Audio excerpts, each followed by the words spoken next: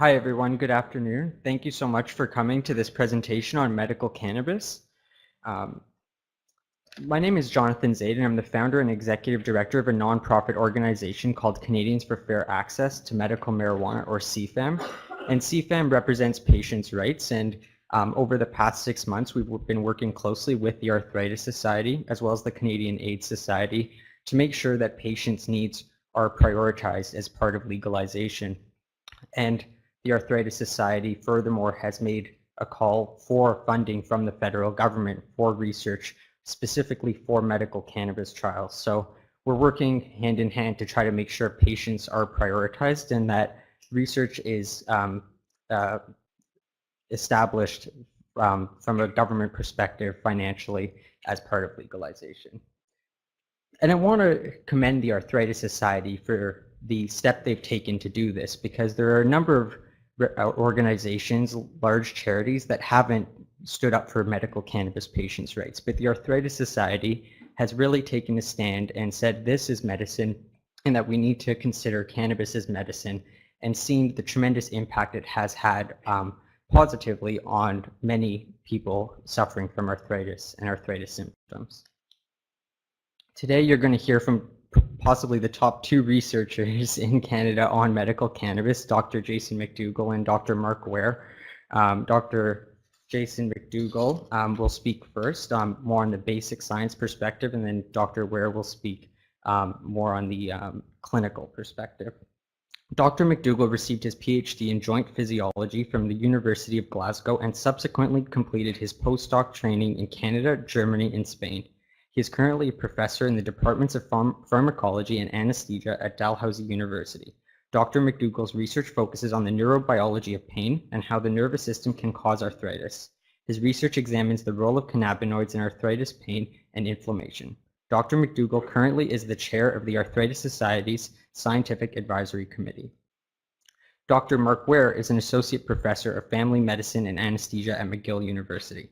He is the director of clinical research at the Allen Edwards Pain Management Unit and at the McGill University Health Center.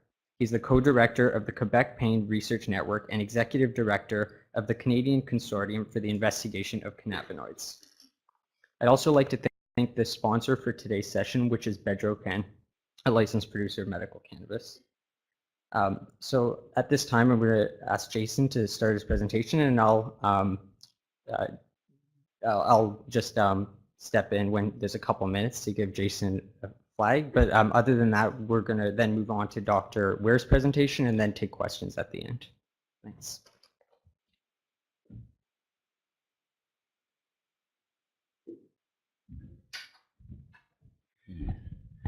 Great. Thank you very much, Jonathan. Good afternoon, everyone. I'd like to thank the Arthritis Society for giving us this opportunity today to hopefully try and educate and maybe debunk some myths surrounding cannabis and the potential benefits for the use of medical cannabis for the treatment of arthritis. And I actually want to start today by maybe debunking some of those myths and telling you some of the things that I'm not going to talk about. So first of all, this is not joint inflammation. Let's be quite clear on that. This is not what I'll be talking about today, not joint inflammation. Anybody who thinks this is joint pain is really in the wrong room and shouldn't be thinking that this is joint pain. And quite clearly, this is not joint replacement at the bottom here, this bong at the bottom. But what I will be trying to talk about is the medical, the science of cannabis. There really are fascinating plant and fascinating group of compounds that are found within the cannabis plant. And this was just taken from the cover of Time magazine in May last year. And it really does sum up the whole area of medical cannabis, and that it's highly divisive. I mean, I think no more than any other drug out there, we can see that there's really quite polar opinions associated with cannabis. It's curiously underfunded. It is quite remarkable that there is a severe lack of funding has been put into the potential benefits as well as potential side effects and hazards of medical cannabis. And I like this last one, strangely promising. And what I'm going to show you today is some strangely promising data that we found in the preclinical realm. So using our mice and our rats, okay, we don't give them joints and we don't make them smoke like this little fella, but I'm going to give you some evidence of why cannabis has some benefits associated with it. But first of all, a bit of history. So around about 8000 BC was when there was really the first indication that the hemp plant was being used for textiles and rope, making of rope and clothing, etc.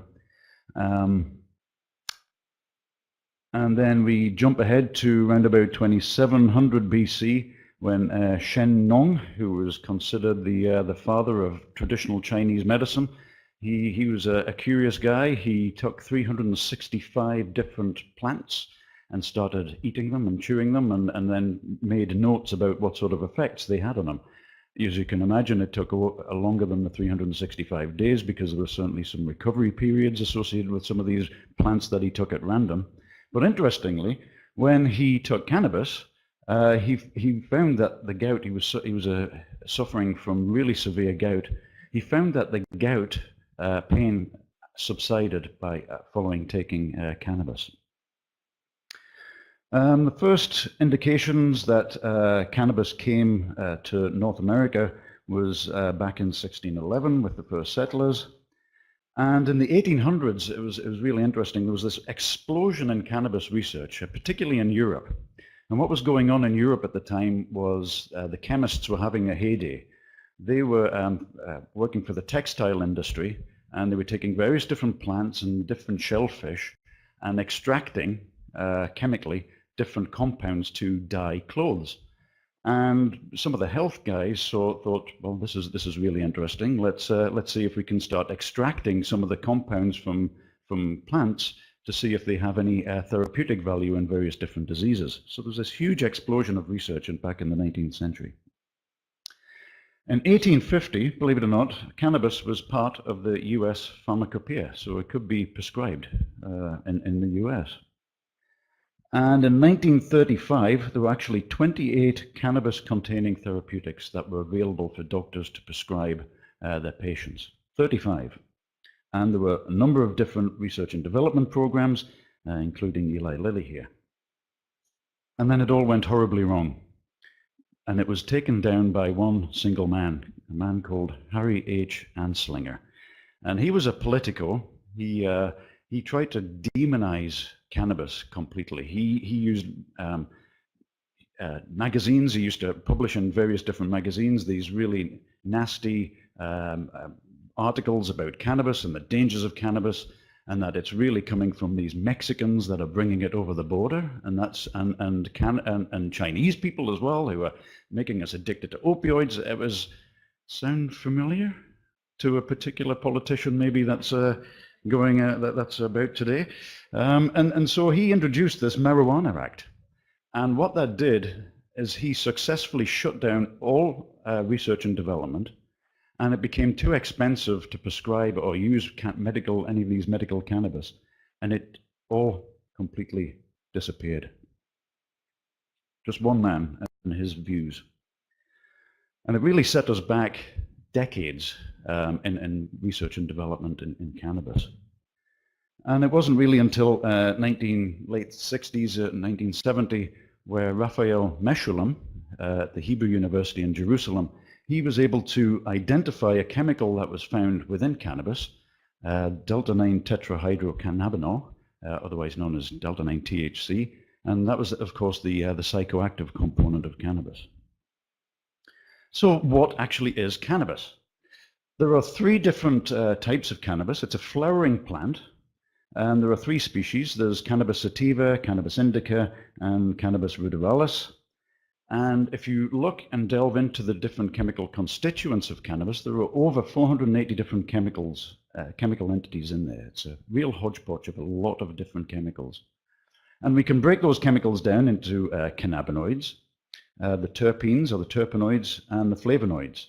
And these terpenes and these flavonoids are what give cannabis their very significant smell and odor and taste. But they may also have certain therapeutic values. We just don't know yet. So there are 112 different cannabinoids. The famous one, of course, is THC, the psychoactive component. There's also cannabidiol, which is extremely safe. It's non-psychoactive. You can eat grams of this stuff. It's absolutely fine. And other ones like cannabigerol. And these chemical cannabinoids are found in the oils, which are secreted by the trichromes, which are small little glands, which are found at the base of the flower of the female plant. And this is a nice pretty picture of a cannabis trichromes there. Okay, so the cannabinoids, I've just spoken about the phytocannabinoids, so from the plant cannabis. Then there are man-made, synthetically made within the lab. These are the synthetocannabinoids. And then there are endocannabinoids. These are the ones that are naturally present in our body. So you may be familiar with endorphins, being the endogenous opioids. Well, we also have endogenous cannabinoids as well. And the most famous one is a chemical called anandamide.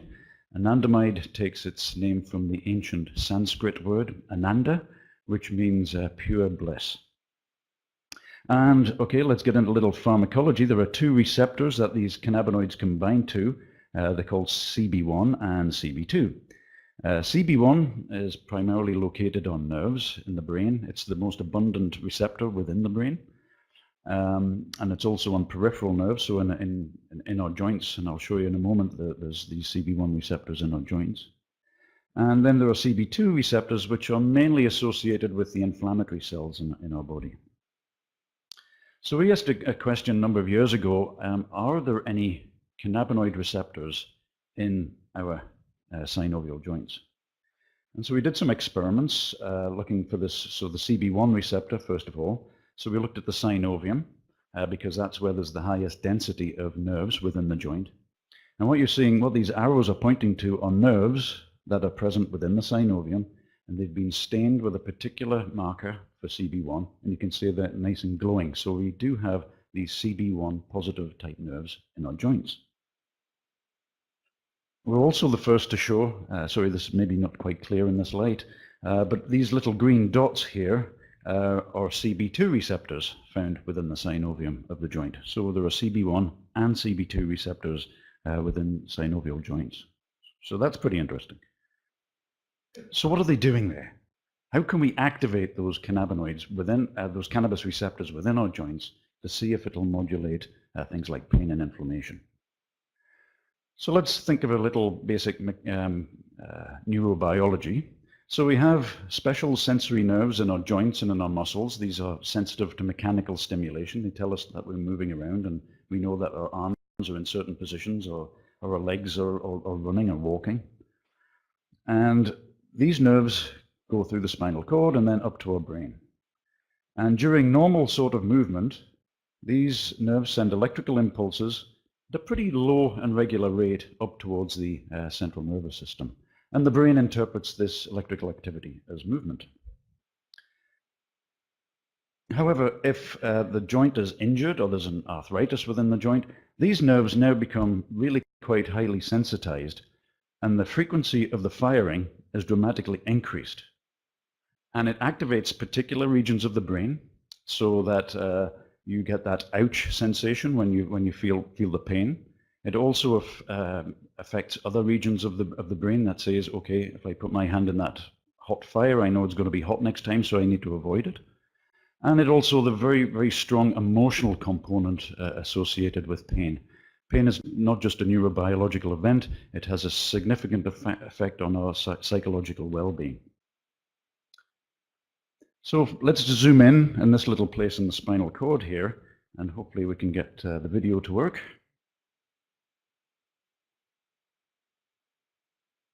So here's a sensory nerve coming from the joint, and you can see the regular firing of the nerve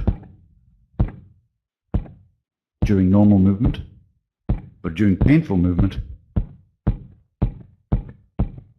that frequency of firing is dramatically increased. And what happens on this is a nerve in the spinal cord, and what happens with that continuous bombardment is that even if the tissue heals or it's feeling good, there's still changes that our central nervous system, our brain and our spinal cord are very, very plastic, And so they keep thinking that there's pain going on, even though the pain may have actually resolved within the joint itself. So we wanted to look at this electrical activity in some of our models of arthritis. So here's some electrophysiology that we published about 8 years ago now. So what I'm showing here are these electrical events, the electrical signals in response to a normal movement of the joint versus a painful movement of the joint. And if you go and count all these spikes or all these electrical events, you can see that during painful movement, there's a dramatic increase in the firing rate. And so the brain would interpret that as pain. Now, look what happens when we give a single injection of a cannabinoid into the joint. So this is not going into the central nervous system. This is trying to activate those receptors that are in the joint itself. And we do exactly the same movements, and you can clearly see that the number of electrical events is dramatically decreased with both normal movement as well as a painful movement. So we've been able to block that pain in the joint itself with a cannabinoid, and it's not getting into the brain, so you're not getting any of those psychoactive side effects associated with it. So local injection into the joint reduces joint nerve activity, and that equals a reduction in joint pain. Okay, I mentioned earlier on there are endogenous cannabinoids, the naturally occurring cannabinoids in our body. We wanted to see, is there a way that we could exploit this system to see if we can reduce pain and inflammation? So the interesting thing about the endocannabinoids in our body is that they're only produced when there's an injury or there's an inflammation. So if the tissues are all okay and all settled, there's no endocannabinoids.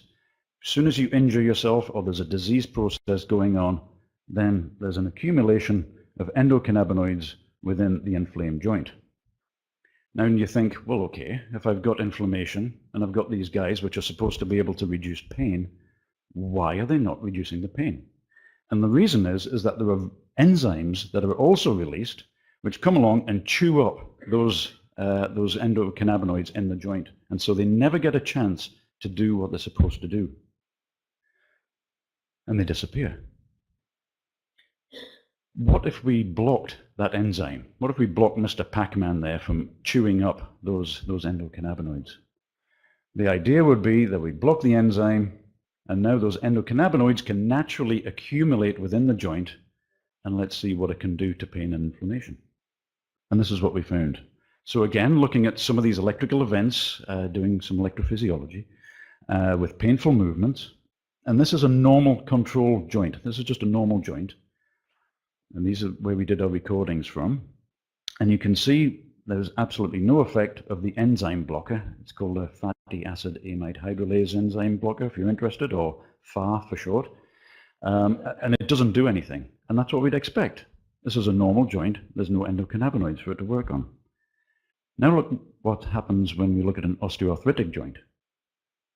With a single injection of this enzyme blocker, we can dramatically decrease that electrical activity that's coming from the joint, and it's not getting to the brain. We've got a reduction in pain. Okay, so I've spoken a little bit about pain. We have a strong interest in the lab about pain, but we also have an interest of whether they're involved in inflammation as well. So you may have heard that cannabinoids and cannabis could have anti-inflammatory properties. We wanted to test that in our animal models to see if it has indeed anti-inflammatory effects. Okay, so what I'm showing here is a diagram, a cartoon of a blood vessel. This is the inside of the blood vessel, and inside the blood vessel here, we have a couple of white blood cells, or leukocytes. And normally these guys are just flying through the blood vessels and not hanging around at all. They're just flying through there. However, when you have an inflammation, there's a signal comes from the blood vessel which tells this white blood cell to start rolling. It sticks, and then it is slowly moved out of the blood vessel into the tissue, so maybe into the synovial fluid, where it will then release all its chemical mediators, and those chemicals can cause inflammation, and we know they can cause pain. So could we try and block the inflammation and the pain through this pathway? And again, I've got another video here. This is what I'm going to show you is a blood vessel from a knee joint of a rat, and with an inflammation, and then we're going to give it one of our enzyme blockers to see if it's going to reduce the inflammation. So this is an inflamed knee joint. This is our control. So I don't know if you can see, there's a blood vessel, and all these little white spots are white blood cells flowing through the joint, and some of them are stuck to the side. Some of them are doing that rolling phenomenon I was telling you about. So this is clearly an inflamed. Now we gave our drug that reduces the breakdown of the endocannabinoids, and you can't see it even because there's no leukocytes actually being stuck to the inside of this blood vessel.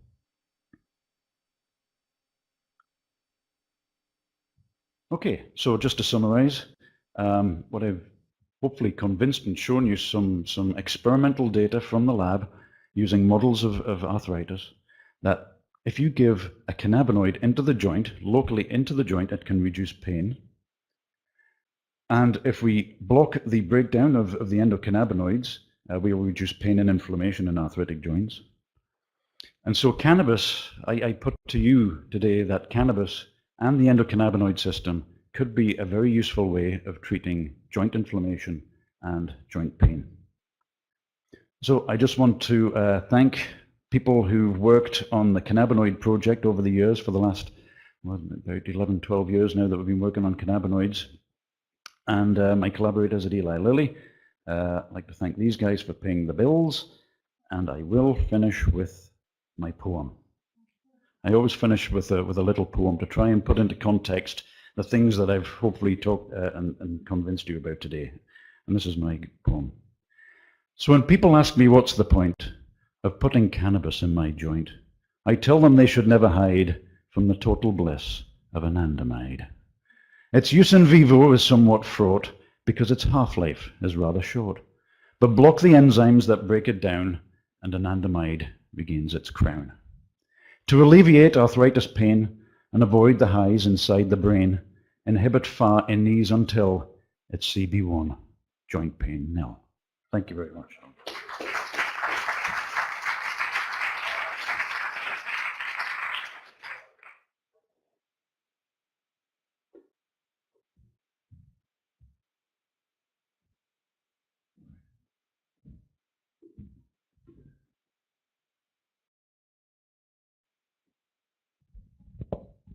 Thank you, Jason. You are a hard act to follow with poems and poetry, but I thank you for setting the stage so nicely for my presentation. So good afternoon, everyone. My name is Mark Ware. I'm a family physician. Thank the Arthritis Society for setting this up and really for allowing us an opportunity to help you understand the language of cannabinoids and cannabis and why we're so interested in this as a therapy.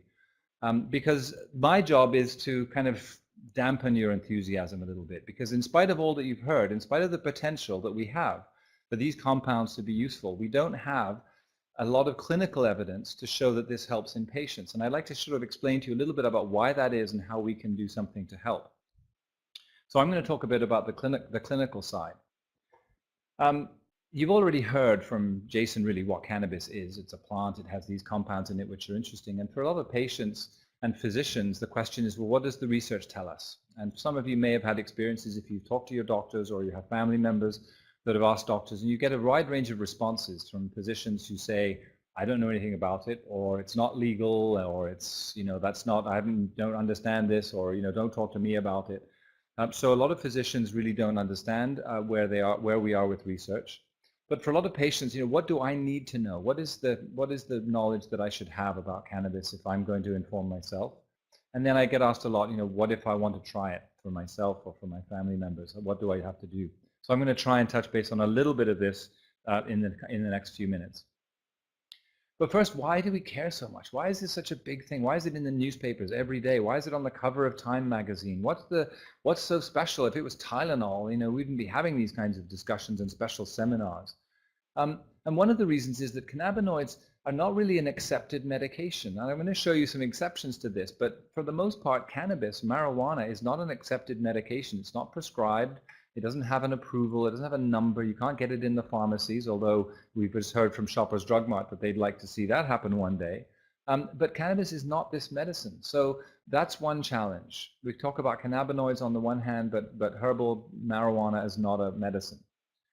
And there's this issue about recreational use. People use marijuana, cannabis as a social or recreational drug. And many of you may have done so when you were younger or still do. But it has this recreational or social use, which contrasts with its medical use. And for a lot of people, when they hear medical cannabis, they get concerned that really it's just recreational use. And people are saying they use it medically, but in fact, they really just want to get high and enjoy their movie or their Friday night. And so this creates a contrast. We don't have that kind of problem with Tylenol.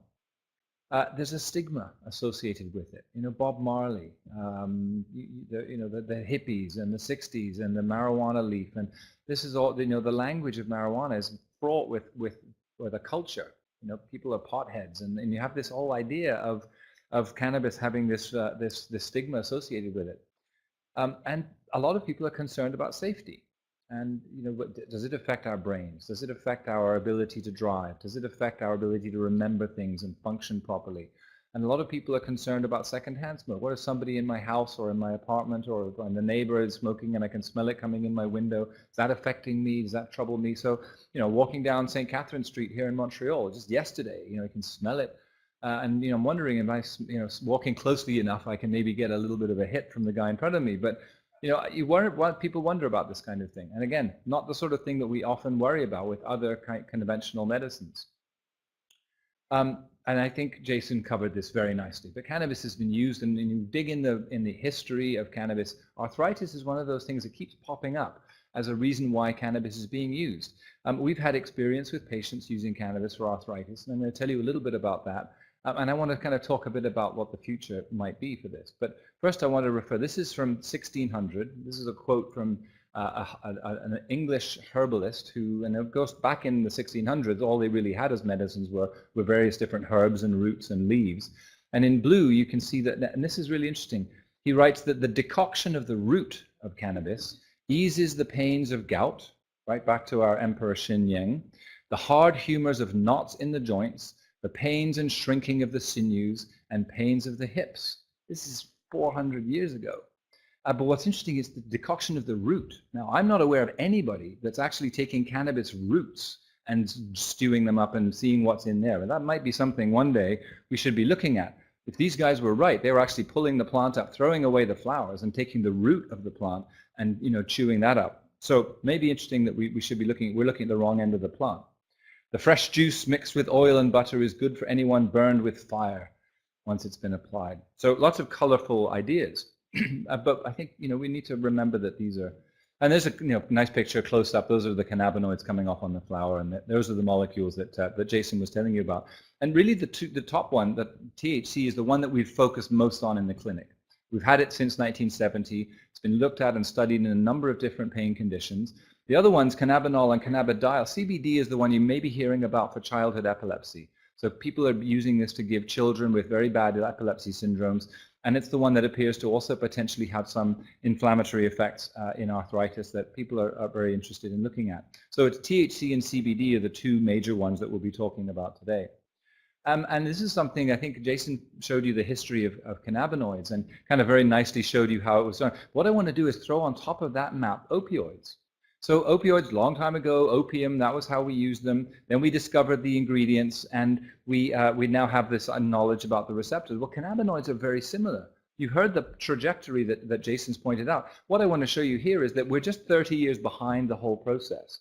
We discovered the receptors later. We're discovering the enzymes later. We're discovering the way this works later. So perhaps we're a little bit just behind the schedule, but within the next 10 to 20 years, we'll have better medicines based on this system. We're just kind of now becoming aware of it. So what do we have in the clinic at the moment? And many physicians may not be aware of this. I think over the last 15, 20 years or so, a lot more physicians are becoming aware of what these compounds are. But you can actually now get a prescription for a cannabinoid medicine today in Quebec, in Canada, and these are the ones that we can get. Dronabinol, which is THC, pure THC, used to be available in Canada on prescription. I understand that in the last year or so, it's been taken off the market because the company wasn't selling any of it. Doctors weren't prescribing it, wasn't being used, and the company has to spend a lot of money to make these available, put them in pharmacies, and if it's not being used, they're simply going to stop putting it out there. I still don't fully understand why we weren't using more of it. I think it was expensive. But I think it got kind of taken over by this compound, nabilone or sesamed, which is a prescription cannabinoid. It binds to the CB1 receptor that what Jason was telling you about very, very tightly. So it's a very powerful cannabinoid drug. And it's approved as a chemotherapy drug. And we've started using this, and we've studied it in fibromyalgia patients. We've studied it for sleep and for pain, and we've looked at it for spinal cord injury, for neuropathic pain conditions. And this is a very interesting compound. It's what we call off-label, so it's not actually its indication. When you get it from the pharmacy, it will still say it's for nausea. But you can use these kinds of medicines off-label. And it's a very interesting thing. For people that are interested in exploring whether cannabinoids might help, sometimes your physician will say, well, let's try some nabilone first. And this is why. Because you can prescribe it, it's covered by the RAMQ in Quebec, so it won't cost anything. So you can use very small doses of this to see if your body responds to a cannabinoid medicine. And that's sometimes the first place that a physician will go to, and it does. It tests the cannabinoid system. It may see, and if you respond, if you get side effects to this, it may tell you that, listen, you know what, you may not be somebody that responds well to cannabinoids. I have patients who've tried this and it hasn't worked, or they've had side effects, but I've had some that have also responded really well, especially in terms of sleep. You use a small dose at night, helps them sleep better than it did before, or better than they were sleeping before, and sometimes that's all that it's been able to do, but for a lot of patients that can be a very powerful effect.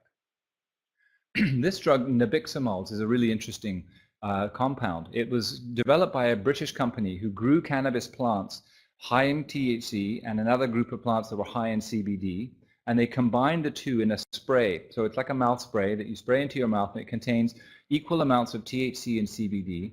And it got approved in 2005 in Canada as a treatment for multiple sclerosis for patients with pain and spasticity with MS. And then more recently, it got approval for patients with cancer pain. So this looks like it's an interesting compound. It's got the two main cannabinoids in it. It's a spray into the mouth. It's very expensive. And it has a sort of a funny taste. It's got a little bit of alcohol and peppermint in it to give it some flavor. But it's expensive, and some people don't really like the taste. But it's available, and it's a prescription medicine. I'm going to come back. This is the only one that actually has been studied for arthritis at the moment. And that's available on prescription in Canada. If you have private insurance, sometimes they'll cover it. So that's another one that you should be aware of if you're talking with your physician about whether cannabinoids might be right for you. And then, of course, there's the herbal cannabis. And this is the medical marijuana program, and I'll talk a bit more about that right at the end. But this doesn't have a formal approval. As I pointed out, it's not a prescription drug. I can't prescribe it for somebody and they go to the pharmacy and get it. There's a special authorization process that you have to register with a company who then sends it to you, and there isn't really an indication. It doesn't have an approval for it, but people are using it for a lot of different conditions. And we'll talk a little bit more about that now. So cannabis as a plant, when you grow it, and the companies that are licensed by Health Canada grow a number of different strains or varieties of cannabis, and they contain different levels of THC and CBD. So this graph shows you on the one side THC along the bottom, and on the y-axis you've got the amount of cannabidiol. So plants, the little blue dots are the different species, and so you've got some that have a lot of THC, you've got some that are very high in CBD, and then you've got another cluster that are quite high in both THC and CBD in sort of equal amounts. And this slide from my friend in Vancouver, John Page, shows that really the average THC values in these plants that are coming from the licensed producers are quite high in THC. But what we're seeing is gradually people are getting more interested in the cannabidiol and the other compounds. So this is changing. This is a year old now, more than a year old. There are over 300 strains. There are 35 licensed producers now. So this is an area of botany that's really exploding. What we don't know as physicians at this moment is whether any one of those particular dots is better for somebody with osteoarthritis or rheumatoid arthritis or fibromyalgia or whatever other lupus, whatever other kind of arthritis. We just don't know yet whether this is going to tell us that some patients prefer one versus the other. But we're working on doing that now. We have a trial going on that I'll tell you about where we're trying to compare these different ratios of cannabinoids. But a long time ago, I asked patients that were coming into our clinic who were using cannabis for medical purposes about, what they used it for, why they used it. And so I highlight here some of the patients. So we're going from 24-year-old man with ankylosing spondylitis right up to a 68-year-old woman with rheumatoid arthritis at the bottom. And then, another rheumatoid, somebody with seronegative spondyloarthropathy, a mixture of men and women, a wide range of ages, different kinds of arthropathies. It doesn't tell us much, but we knew these patients were using cannabis to treat their symptoms.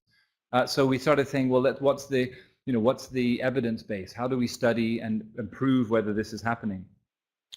we looked at all the clinical trials, and as Jason was telling you, there's been a delay in research because of prohibition, because of the barriers to doing research. But in the last 10 to 20 years, you can see the dates on these trials, 2008, 2010, the earliest one is I think 2004. In 2005, the only study on this list for all the different cannabinoids that are available to us, the only one that's in an arthritis model is rheumatoid arthritis, done in 2005. And it's the only clinical trial that's ever been done on a cannabinoid in arthritis in a clinical population. And that's it. So this is why doctors say, well, there isn't enough evidence. There's no evidence in osteoarthritis. It hasn't been studied in patients with OA. And so for physicians to say, well, I don't have enough evidence, that's why. The studies haven't been done. But what does that rheumatoid arthritis study show us? Let's take a look at that in a little bit more detail. And I know that there's a lot going on here. What I want you to look at is that list of efficacy endpoints on the far left. And this is how, when we do trials, we measure the impact of a drug. And it could be any medicine. It could be an anti-inflammatory, it could be Tylenol, could be whatever. But we look at people's pain levels. But we not just measure your pain on a scale of 0 to 10. What is your morning pain when you move? When you get up in the morning, you start moving. How much pain do you have then? How much pain do you have in the morning if you're not moving? If you're just sitting down, having your coffee, are you in a lot of pain? What is your level of stiffness when you wake up in the morning? And stiffness and pain, not always the same thing. What was your quality of sleep? And then we look at some other measures, and these are tools that measure the quality of pain, intensity of pain. But if you look at the ones that were effective in this trial, you can see that the effect of the Sativex drug, this is the spray, was powerful on morning pain on movement, getting up and moving around, significant reduction.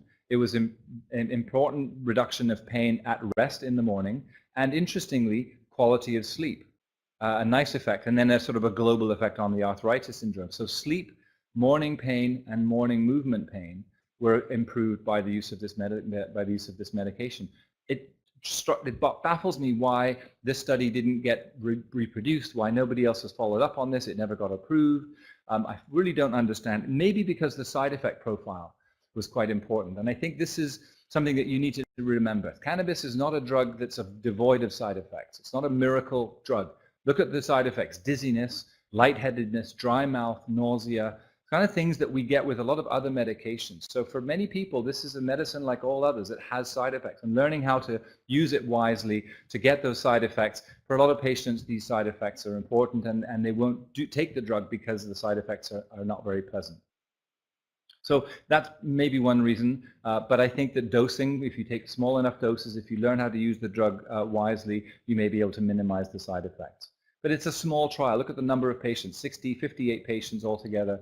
That's a small trial. Normally, drug companies do studies with hundreds, if not thousands of patients before they get approval. So we need to do studies like this on much larger numbers to decide just how effective they are. We talked about opioids and the differences between cannabis and opioids. There's some really interesting work coming out now, especially given that we're very concerned about opioids. You'll be aware of the fentanyl overdoses and what's happening with opioids, and people are overusing them, and doctors are overprescribing them, and there are a lot of important problems with opioid prescribing. We're learning that in the US, where they have states that have legalized medical marijuana, that the amount of opioids that are being used in these patients are dramatically reduced.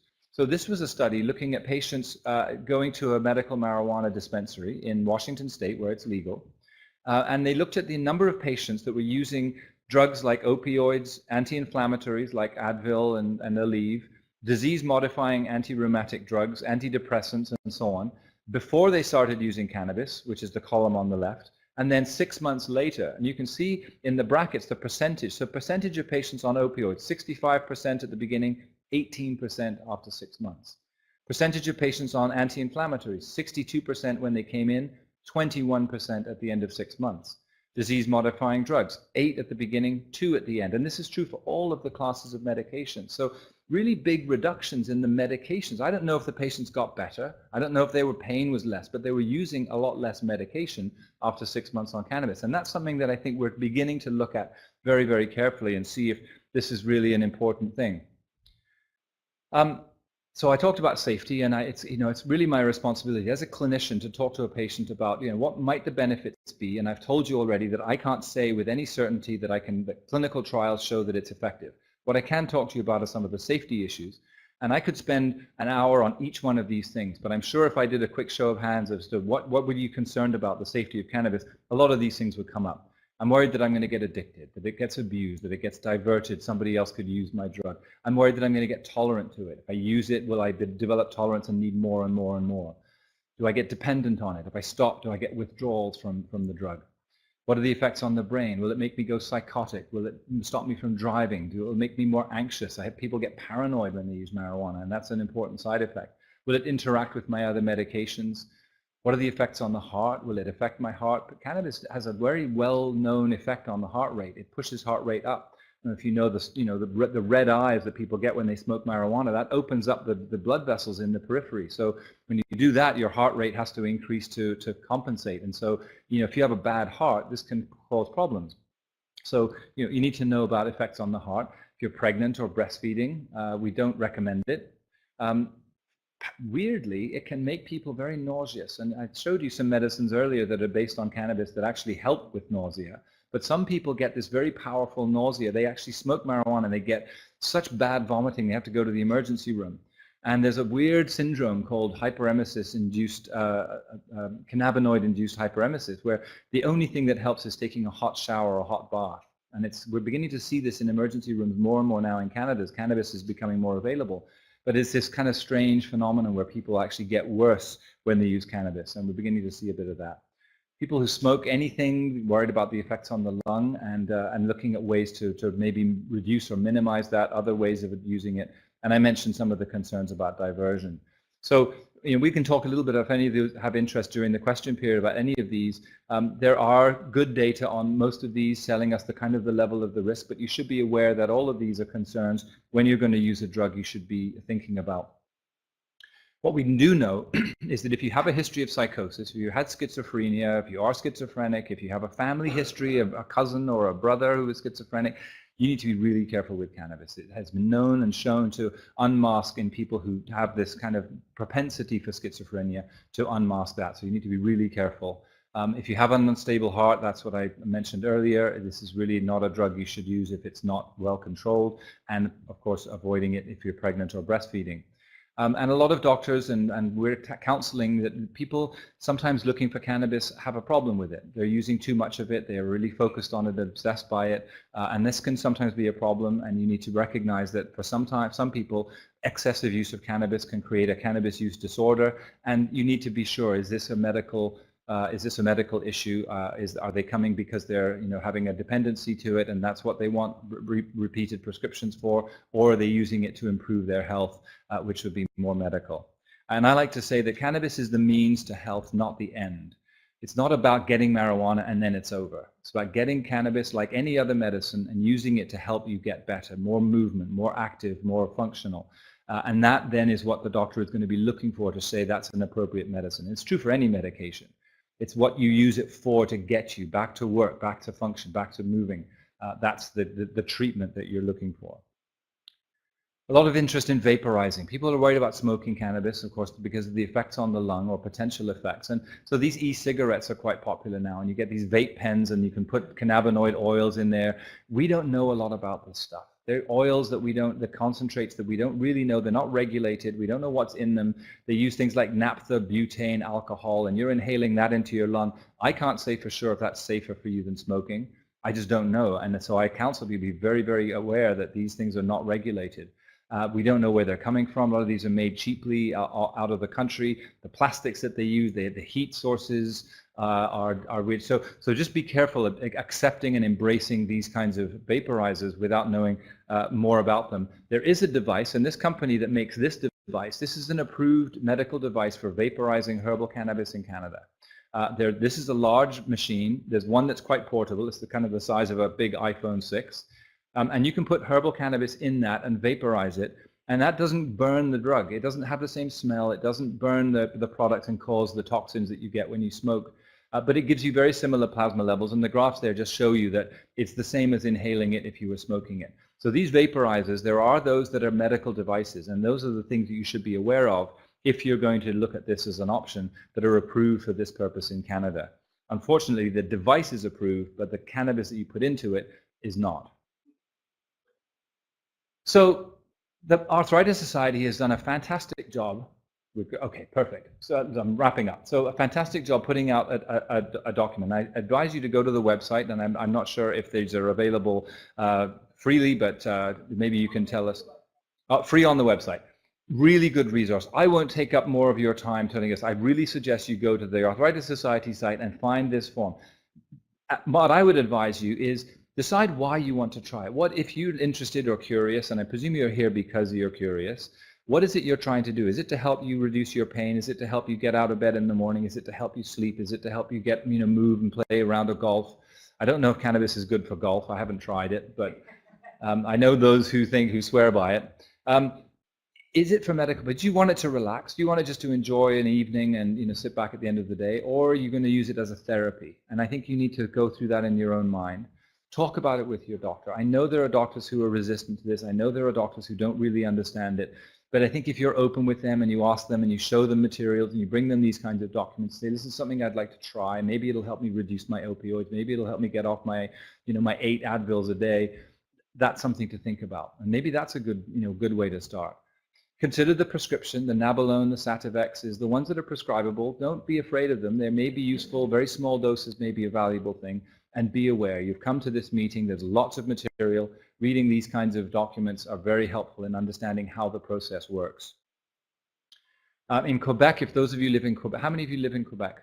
Show of hands. I imagine most of you are Quebecers. So the Collège des Médecins in Quebec insisted that you should only access cannabis through a registry or through a research project because there was no data. So in some ways they've encouraged us. We now have about 800 patients who are registered to use cannabis through the registry with their physicians. So we're helping them get access, but we're also following them over time and learning about how they use it, how much they use, so that we can actually gain some information as they use it to help us understand this better.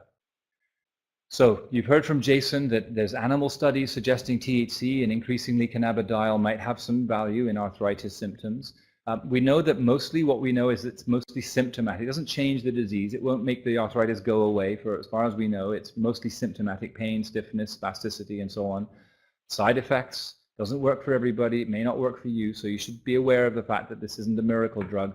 And we need clinical trials. And to that end, I'm going to shamelessly plug a study that we're doing now at the Montreal General on vaporized cannabis for osteoarthritis of the knee. If you're over 50, you have OA of the knee, and you don't have a BMI of over 50 or over 45, I think it is, you're eligible for the study. I've left some information at the back if you're interested. So there are the criteria. The hospital number is 934-1934, extension 4438. The nurses are standing by for patients to recruit. So call us if you're interested in more information. It's called the Capri trial. And with that shameless plug for doing more research, we're actually doing more research. I'd like to thank you for your attention and take questions. Thank you.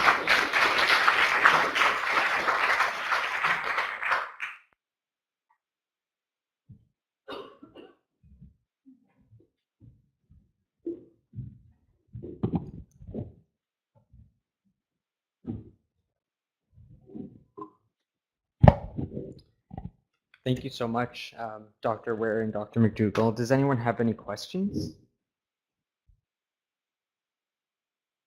Yeah, please. Hello, gentlemen. Is this on? Yeah. Thanks very much for that. Very good two-way kind of perspective on cannabis and how it's entering our lives. I have ankles and spondylitis and psoriatic arthritis, so a lot of the information on there is very, very good. Caution on the, like you were saying about the side effects, and I mean, I use it for those two conditions, but I also, I mean, I suffer a little bit from the secondary depression and anxiety, and I find that when I'm using, I got to be really careful during flares on the mental side of it. So bringing that into perspective for me was really good. I guess from a question perspective is the way that I'm navigating through now kind of feels like, for me, I was a little bit pre-biologics too. So, I mean, I ended up with a lot of disease through that, and now I'm here and trying to navigate through here. But like you're saying, a lot of it is the THC side. So from a CBD perspective on someone like me, can you maybe give a little bit of tips or guidance on where to go and how to get it safely and how to track it over time. I'll jump in quickly just to ask you, are you accessing cannabis now through the medical marijuana program, or are you Yes. doing it some other way? And I don't think we're recording this, so No, please don't. You're getting it through the medical marijuana program. So some of the licensed producers have high CBD oils and cannabis products. So have you tried those through the producers? From a CBD perspective, I was more interested kind of in the oral ingestion Right. of it, and I'm not sure that they all cover it. I mean, I haven't looked that far. I just don't want to get into it without being kind of careful and cautious. Well, I don't have clinical data to point to you, and Jason may be able to talk more to the basic science side, but from a clinical standpoint, really talking to the licensed producer that you're registered with, asking if they have high CBD products and if they make an oil that's high in CBD, and then working with them to try that. It's kind of, you know, you're doing this on your own. I think, as Jason said, it's a relatively safe compound. It certainly isn't the psychoactive, you know, anxiety-provoking effects of THC. So I could reassure you that you're likely it's a much safer option than THC, but in some ways you're kind of on your own to try it by yourself. Jason? Yeah, so from a science perspective, it's remarkable that there's very, very little work done on CBD. I find it quite astounding. There was a study done around about 10 years ago where they found that CBD was able to reverse or maybe stop the progression of an inflammatory joint disease. And we're starting to do some work funded by the Arthritis Society.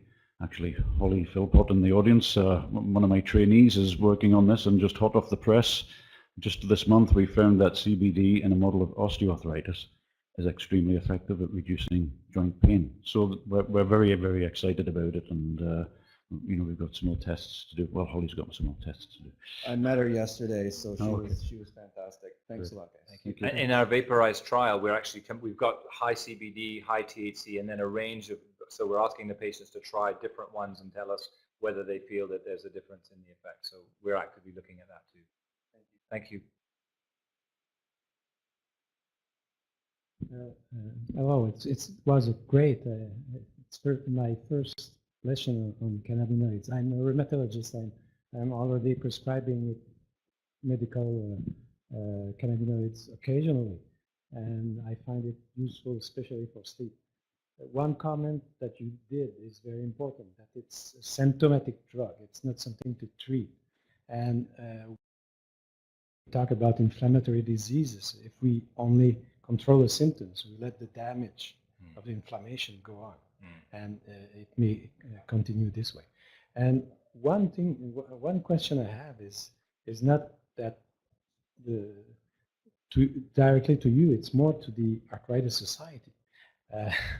Unfortunately, it's why did the Arthritis Society become the proponent of medical cannabis with so little scientific support for it, contrary to other, for example, traditional Chinese herbs for which there are evidence that it not only controls symptoms but control inflammation.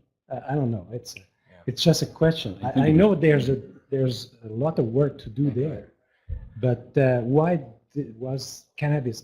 It's because it's in the it's because there's a lot of use of it. We already know there are side effects of it. You talk about the cycle. So yeah, Gilles, there's, you know, patients drove it. It was the patients who were interested and wanted to know more about it. And, you know, there is a lot of preclinical evidence. And I don't accept that cannabinoids are just there for treating symptoms. I mean, I showed you that today, they're anti-inflammatory as well. Do you have any evidence in clinical practice for it? No, not in clinical practice. Yes, sure, this is something that Mark and his team are going to look into. So, and again, you know, some of those cannabinoids can reduce and reverse, as I said, the disease process itself. So people have been focusing, and quite rightly so, maybe to some extent, on the symptoms, on the pain relief. But there's more to it in this plant than just simple symptom relief. Sure. Janet Yale, president of the Arthritis Society. I just want to pick up on Jason's point. We do not endorse or promote any therapy. That's not our job.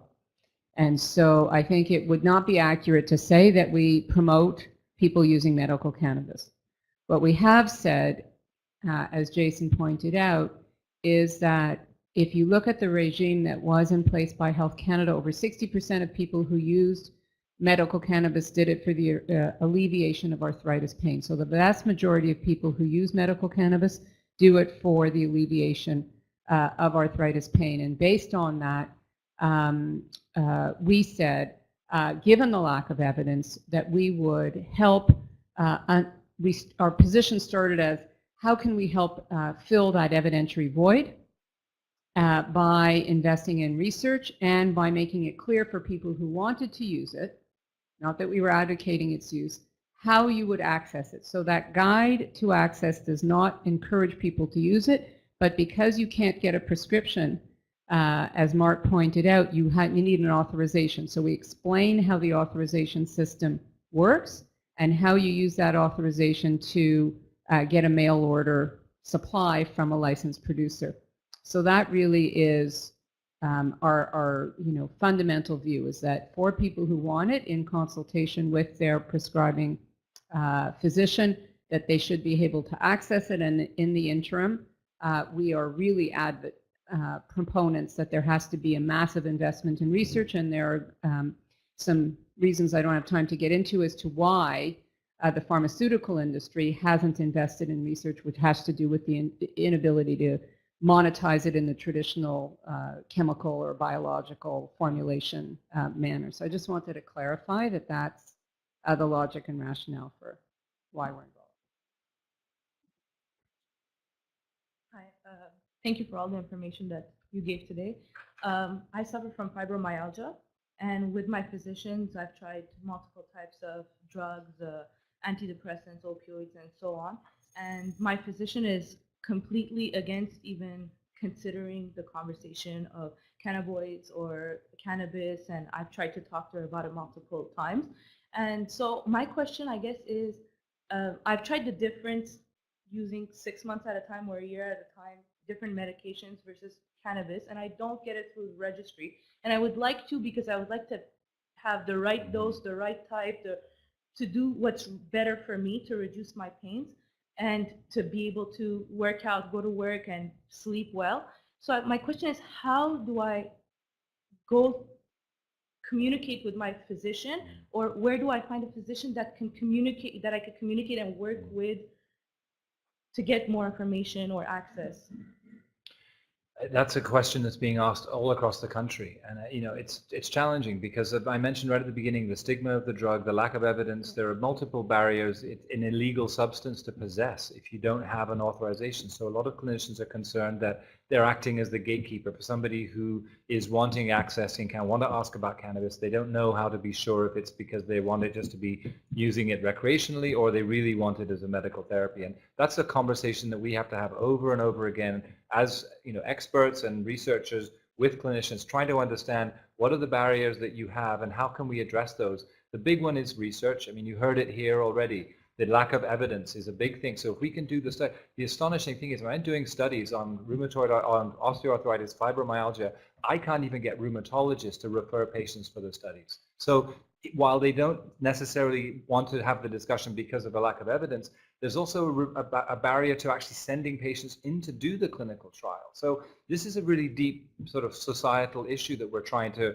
change the perspective and the way people think about cannabis. And yet there's an ease to prescribe other things for, even though they may not have as much evidence either. But the challenge is keep having the discussion. Don't be combative. This is not an area where we need to fight each other. We need to work together. We need to sort of understand what those barriers are. Try and reassure people that things can be done in a monitored, safe way. And that if it doesn't work for you, you stop it. It's not, if you try it for 2 or 3 months and it doesn't work, you stop and move on to the next thing. But I think it's the kind of thing that that we need to promote. And at least I've spoken to patient groups many times, and I've asked if those of you would be interested in being in research studies, and almost unanimously they put their hand, fine, I'll do it. If I can help contribute to the research base, I'll do that. So I can't give you a specific answer. All I can do is advise you is be a patient. don't be combative. Try and work with your physician and see if you can use it to, get that more exercise, more off your other medications. There may be ways to have the conversation, but work with them if you can. That wraps up this session. Thank you so much to our speakers, Dr. McDougall and Dr. Ware, and for your thoughtful comments as well as your insightful presentations. I'd also like to thank the sponsor for the session, Bedrocan, and invite all of you to fill out a comment card, which I believe is at the back of the room. Thank you so much and have a great rest of the day.